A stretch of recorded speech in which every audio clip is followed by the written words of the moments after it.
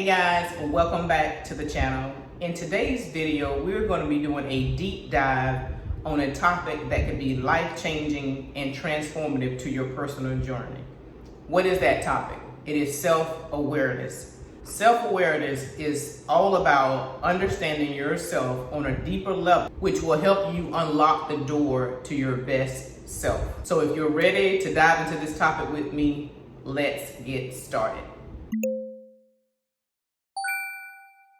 I think personally, one of the best things that you can do when you're looking up a topic or trying to understand more about a topic or you're researching is really getting a definition. So that's something that you can spring forward from. So what is the definition of self-awareness? So self-awareness, if I can give you an analogy, self-awareness in a very simple definition is like turning a flashlight on in the corner of your mind. It will help you guide your thoughts, emotions, and behaviors. Self-awareness, in my opinion, is truly the foundation of personal development and self-love. Now, in this video, I'm going to use the word self-awareness and self-knowledge interchangeably. They pretty much mean the same thing. It's just what you're comfortable with, but I'm going to use maybe both. You may hear me say both of them, but I'm talking about the same thing. If you're self-aware, you have self-knowledge. And we have to remember self-knowledge is about looking inward, taking a deep dive look into your life and into yourself, and most of all, being honest with yourself about what you discover on this journey. So let's define self-awareness as it relates to the dictionary. Self-awareness can be defined as your ability to perceive and understand the things that make you who you are as an individual, including your personality, actions, values, beliefs, emotions, and thought. Self-knowledge, on the other hand, can be defined as knowing who you are, what you believe, and what you value. So as you can see, those two words pretty much have the very same definition. So let's move on to looking within. So if you look at self-awareness, I want you to think about an onion. And then if you've ever seen an onion, what is it called, an onion blossom, when they fry it and the onion kind of opens up like petals, that's what self-awareness does for you. So all those layers make up who you are. Having self-awareness, and I will always say this, self-awareness is a powerful but a very underutilized tool. But if it's used correctly, it can really guide you into greater depths and greater areas of your life. So if you look at the onion, so let's go back to that analogy. If you take an onion and you peel it and you look at the layers, this is what self-awareness also gives you as well. It allows you to explore your strengths, your weaknesses, your desires, and even your fears. Yes, fears. The Bible says, God says that He did not give us a spirit of fear, but power, love, and a sound mind. Now, sometimes people, I think, misconstrue that scripture in thinking that fear is a bad thing. Well, if I came into your house and I racked the shotgun, you're going to be afraid, because fear can save your life as well. But what God does not want us to have is a countenance of fear. There are some people who are afraid to live alone. There are some people who are afraid to go out their front door. There are some people who are afraid that somebody's going to attack them all the time. There are some people who are afraid to speak up for themselves. That's the countenance of fear. It's not when you're actually put in danger. So fear can actually save your life. It's a good thing. But if you take on the countenance of fear, it's a bad thing. So you want to address your fears. What are those things that may be holding you back from being the best that you can possibly be? So this is what I'm speaking of in terms of fear. Also, within these layers, self-awareness allows you to discover your surface identity, but your passions, values, and even those habits you might want to change. And embracing this process is the gateway to authenticity. One thing that I am a firm believer of, and I know based upon all the things that we continue to see on social media, that we don't have enough of authenticity. And even though each and one of us are children of God, whether you believe that or not, God created you for a purpose. All of us are different. There's no reason for you to try to live your life and replicate the life of somebody else. There's only one person that is like you that God created. Even if you're a twin, There's something different about you two. And even if you don't see it outwardly, inwardly, there's something different, right? Your fingerprints are different, chromosomally you are different. I want to just encourage you, as I encourage myself, to really embrace those individual things that make you special, those individual things, those little nuances about you that make you you. And don't allow people to make you feel like something is wrong with you because you're living authentically. When you live authentically, it will perhaps make people very uncomfortable because so many people are not. So I want to encourage you to embrace your authenticity. It's a good thing. It's not a bad thing. When you talk about authenticity, and I'm going to add in confidence, and as it relates to self-awareness is actually a superpower. So if you think about Clark Kent and you think about Superwoman, it is a superpower that each and every one of us can tap into. When you truly know yourself, you walk with your head held high. Even if you made mistakes and you've done some things that you're not proud of in your past, you truly can walk with your head held high. That's where self-awareness kind of helps you. It allows you to walk boldly in being who you are and being confident with who you are. You're more than likely, when you're self-aware, you are confident in your choices. When you speak, you know that you can trust what comes out of your mouth. You don't second guess yourself all the time. You don't feel compelled to be led by what somebody else's thoughts or feelings. You say what you say, you mean what you say, and you act upon that. When you know yourself deeply, you become unapologetically you. You embrace the thoughts and the ideas of being a person who says, I'm going to show up as I am, with the full weight of who I am, and I'm going to let the world deal with it. And that's okay. That's okay. You have to know with doing that, there's a price to pay with that. Many people are going to be offended. Many people are not going to like that, and you have to be okay with that. Sometimes walking in self-awareness and self-knowledge oftentimes mean there's a season you may walk alone. Be okay with that. I want to say this about living an authentic life. It is easier said than done. Trust me, I know. There comes a point, I think, in every person's life, at least I hope it does, that you realize that, trying to be like everybody else is not the thing. And there's something that's different about me. I felt that my entire life. As a child, as a young adult, I have never been a groupie. I have never been that person that want to hang around a bunch of people. I've never really been a follower. I've always been a leader. I can be led, but you need to know what you're doing and what you're talking about if you want to lead me. And when you want to live authentically, people will challenge you. They'll make you think that something is wrong with you because you don't want to do things like everybody else is doing. If the crowd is over here, I want to go to the other direction. I want to do things that people typically are not doing. If you want to go buy, which is nothing wrong with it, your Chanel bag or your Dior bag or whatever the case may be, if that's what you want to do, that may not be something that may be on my radar at the time, and that's okay. It's nothing wrong with you doing it. There's nothing wrong with me not doing it. I just want to tell you, don't think everybody's going to praise you just because you want to live an authentic life, that you're true in honoring who you are.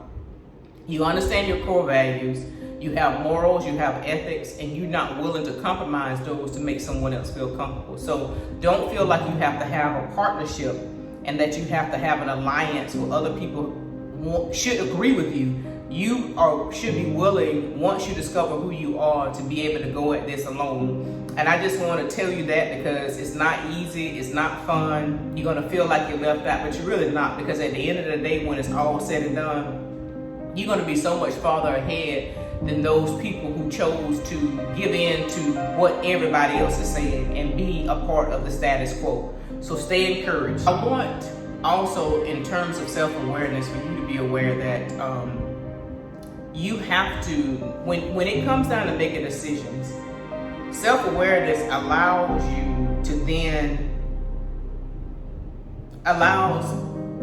you now to have a compass that will empower you to make choices that align with your values and goals. For example, something as simple as choosing a restaurant where you want to eat at, or choosing someone wants to serve you some food that you know you don't want to eat. You know, you don't have to cuss somebody out and be nasty and ugly about it, but you can tell someone, no, I don't want that. Or if someone brings you, and you're in a restaurant, you're being served, they bring you the order and it's wrong. Well, you don't just take the order, say it'll be all right. Once you start settling, I believe it has a domino effect.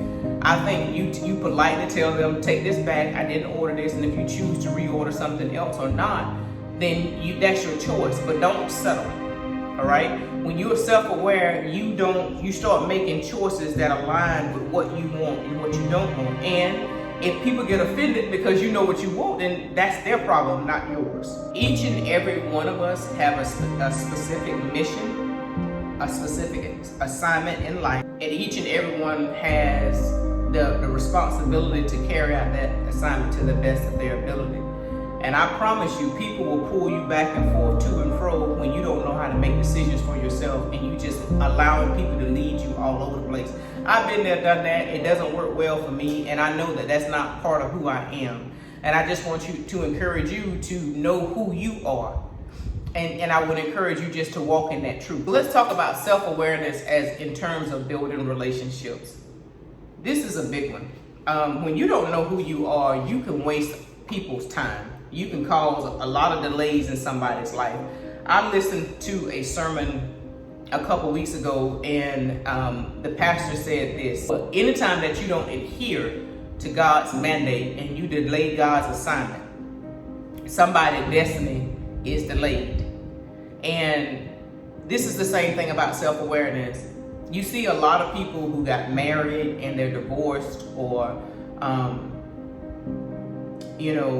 someone who was married at 21, 22 years of age, and now they're 30 something, and you didn't know who you was at 21 or 22 years old. Your brain hadn't even stopped developing at that particular point. And now you've tied somebody else's life up when you didn't know who you were at the time. And it's so unfortunate because you waste people's time, and that's so unfair. Marriages, you see a lot of marriages fail because of this. A lot of times in marriage, people evolve. The person that you married 10 years ago is not the person mentally and emotionally that you are married to today. And if you're not watching and paying attention to your spouse evolve, which is your fault, then there's going to be some problems. There's going to be some issues there. So you have to pay attention to the process and to the cycle, because people are changing every day. And just because you don't want to change and you don't want to see it, it's a problem. And if you know that you're not in a place as a mature man or woman, don't go tie up a person's life to marry you and then you bring children into it when you're immature. If you know that you're not going to be committed to one woman and you know that you can't be committed to one man, why tie up somebody's life? Because you're not honest with yourself, you're not willing to be authentic, you're not willing to be honest.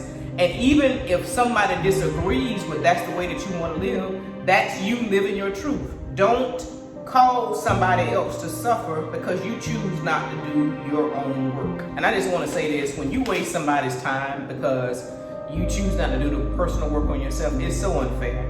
And we're living in a climate now where people are so emotionally immature. You see bodies all over the place, people being killed and harmed for the foolishest things. Somebody break up with you, you don't like it, you choose to kill them. Somebody cheats on you, you don't like it, you choose to kill them. And this is, this violence all has to do with a lack of awareness. Everybody should think about it. Is my life worth me either losing my life or spending the rest of my life in prison because somebody choose not to be in a relationship with me? I dare say not. You understand what I'm saying? You have to know that you're better than that. And people, no one owes you their life, right? And just because someone marries you or have children with you or whatever the case may be, they don't owe you for the rest of their life. When you're aware of yourself, you will make better decisions. You won't even come up with that. You say, okay, well, it may hurt. I'm going to get through it, but I'm not going to do something that's going to jeopardize my future and somebody else's because I don't know who I am. And I think it's an identity crisis and issue when someone makes that type of decision, because those decisions are many times are permanent and you can't change them once you put those types of action into motion. One of the things about nurturing yourself in this journey of self-awareness is journaling. I'm not the biggest person who likes to write and journal. I've heard that it's very cathartic for a lot of people. I've just not really navigated into that. But I think for some people, it would be a good idea for you to take and journal. And even quiet time. When you want to nurture your self-awareness and improve in this area, really taking some time to set aside some time to really sit and be quiet and still with yourself, which is, oddly enough, is very scary for a lot of people to do. I get a lot of peace and resolve by doing that. I believe that is a great time that God ministers to me in my quiet time. And some people are so afraid to hear their own thoughts. And I want to encourage you, whether it's journaling, whether it's sitting in quiet, you don't have to make it complicated, but just take something, find some type of component, some type of process that you can use to help you clear your mind. Sometimes we take and try to put so much in our head and our thoughts and whatnot, and we think that our brain can carry all this. And the brain is good, but we need to give the brain the opportunity to have a break and brain dump some of this information out. But for me, sitting alone and having some quiet time has really has been a great service for me. It's really been something that really has helped me along the way. So whether you like to journal or even taking a walk, don't play any music, don't allow anybody else to go with you, just relish in your own thoughts. That can be scary, but it's necessary. What is the next thing in nurturing your self-awareness is embracing feedback. Now, I want to say this with caution. When it comes down to feedback and I'm asking others' opinion, you need to make sure you're talking to someone that's spiritually, mentally, and emotionally and physically whole. All too often, what we see is that people give advice from their pain and from their brokenness and not from their wholeness. And anytime that someone gives you advice and they're broken and they're not whole, you're not going to get good advice at all. And feedback can be a gift that can help you grow, but feedback can also destroy you if you get that information from the wrong person. So I want to caution you with this. It is a good tool. It is something that can help you grow, but also it can destroy you if you are corresponding with the wrong person. Okay? Now, if you choose to receive feedback from someone, I want you to embrace that feedback with no commentary. Receive it, take it in, absorb it. My grandparents, I believe, said this, or either my father said this. He said, chew the meat and spit out the bone. It's just the same thing with everything else in life. If you feel like these things pertain to you, you chew it up and you digest it. If you don't, then it's too hard, then you spit out the bone, right?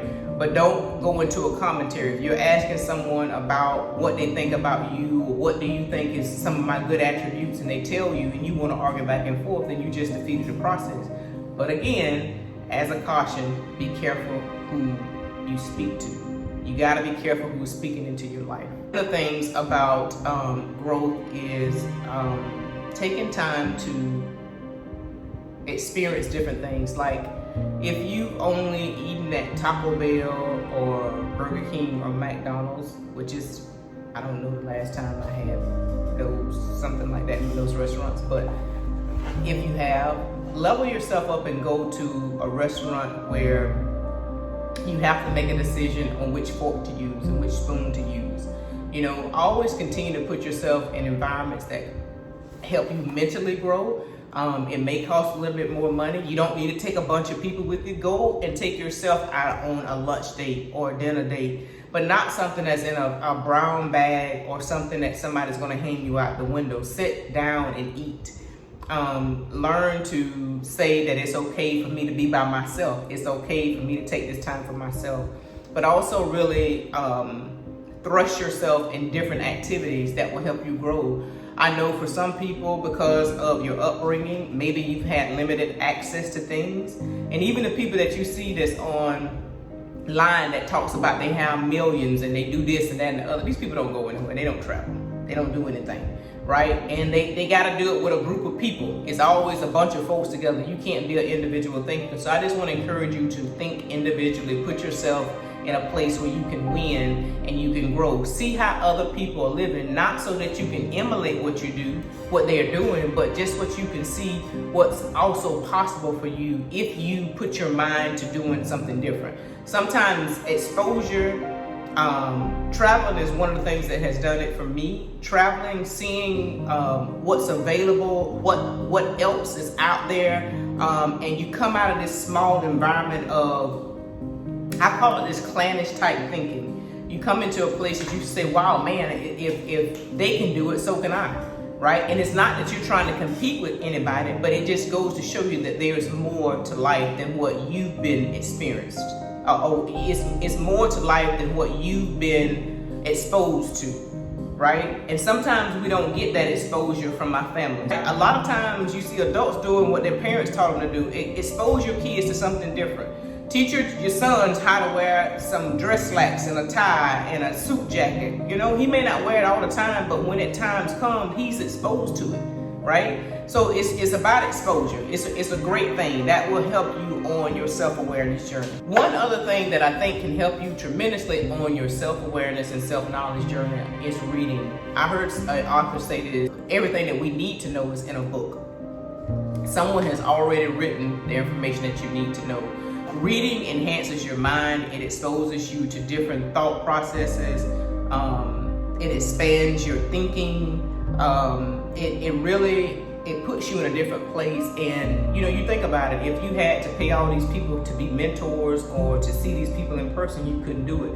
And trust me, every author, when you read their book, they love to brag about themselves and how smart they are. And you can get a lot of wisdom from just reading. And one book that I want to recommend to you for this video is the book Unstoppable. Compete with yourself and win. Unstoppable, compete with yourself and win. I would link that book in the description if you want to take a look at that book. I think it's a great book to help you on your self-awareness and your self-knowledge journey. So one of the things I want to tell you is to embrace the journey within. Self-awareness will be an ongoing process. You will find that you will need to sit down with yourself and evaluate your thoughts, your values and ideas. What are your core values? What are your no's? And what are the things that really excite you at this particular phase in your life? The person that you was when you was a teenager, 20 years old or 30 years old or 40 years old, it's going to be different when you're 50 and 60. And give yourself the grace to grow and accept the things about the way that you feel. You may have liked cucumbers at one point, but now the only thing that you want is either English or Persian, and there's nothing wrong with that. I just want to encourage you to embrace those changes. Know that this is an ongoing and a continuous journey. Don't stop. Be willing to walk this journey alone if you have to be the best that you can be, and be willing to not settle for what somebody else thinks is the best. Don't settle for what somebody else tells you should be, but be willing to push past those barriers and really truly walk in your authenticity. I encourage you to embrace your uniqueness and really embrace those things that are different about you. All too often we want to be the same like somebody else, but embrace those things that are different about you that make you stand out, because those unique qualities is what makes you different. God did not make a mistake by allowing you to come here. There's an assignment for you to do, and there's an oil that it is anointing only for your head. Your head is only supposed to carry that oil, and I would encourage you to seek that out with all your might. I trust that this video will find you well. I ask that you share this video out to someone that you think can benefit from it. And I want to do more talks like this on mindset and bettering yourself and really uncovering and discovering who you are in this particular season of your life, understanding that that's going to change as life goes on. So be blessed. I look forward to seeing you in the next video. Take care and see you later.